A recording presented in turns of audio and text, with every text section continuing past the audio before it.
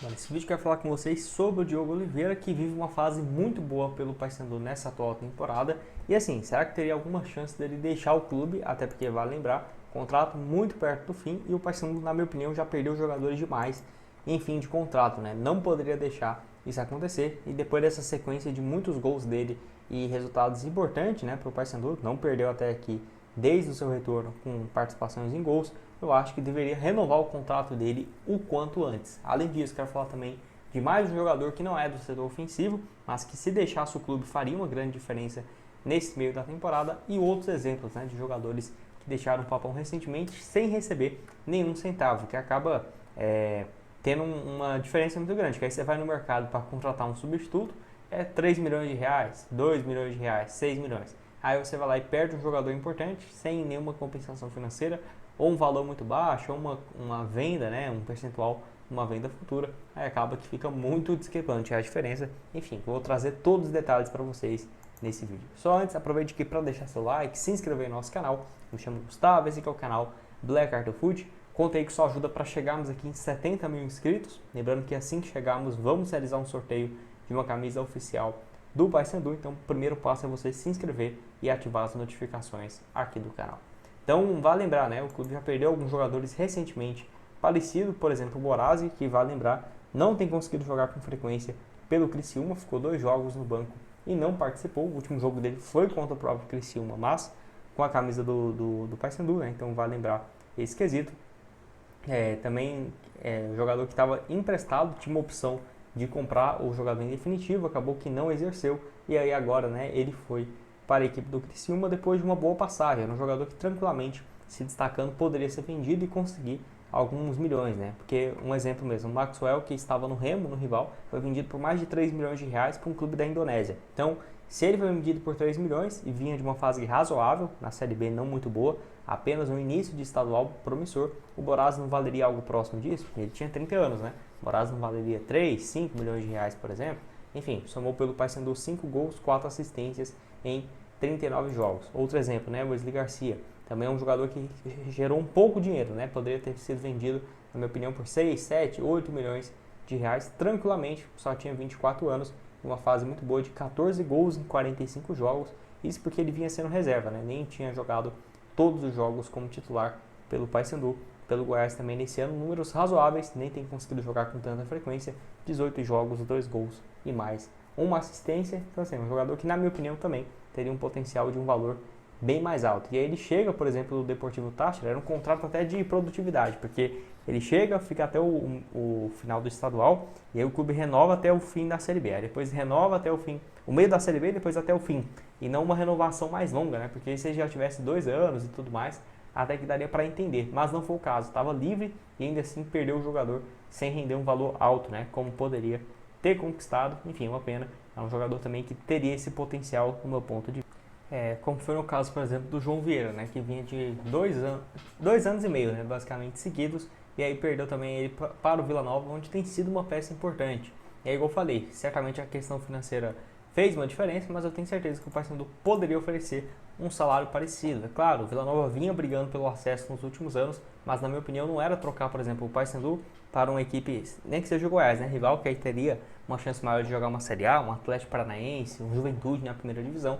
Enfim, mais um jogador que saiu e ficou bem decepcionante, né? Porque saiu com o mesmo clube da Série B e tudo mais. Não é um time que, na minha opinião, vai subir nesse ano, né? Mas deve terminar bem no final da temporada, como sempre faz.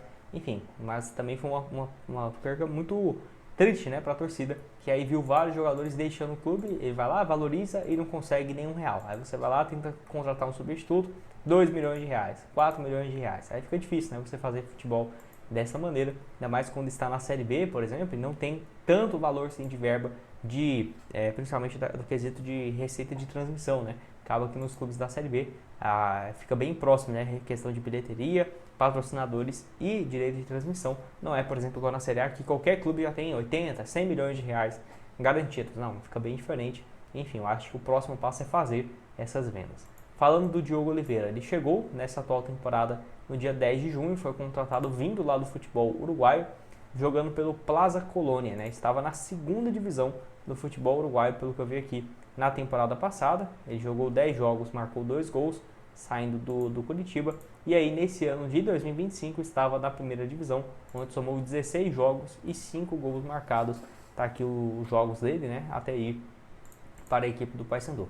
8 jogos, 5 gols, fez a estreia dele recentemente, foi lá depois aqui, ó, do duelo contra o Botafogo de São Paulo no dia 13 de junho. Depois jogou contra o Remo, primeiro gol dele que ele fez, depois mais 2 contra o Curitiba, naquela vitória fora de casa, um gol contra o Amazonas que garantiu o empate, mais um gol no finalzinho contra o Furacão, garantindo mais um empate. Então assim, eu acho que é um jogador que tem que ter essa renovação de contrato. 1,94 m, chegou para ser uma substituição em relação ao Nicolas, achei melhor do que o paraguaio.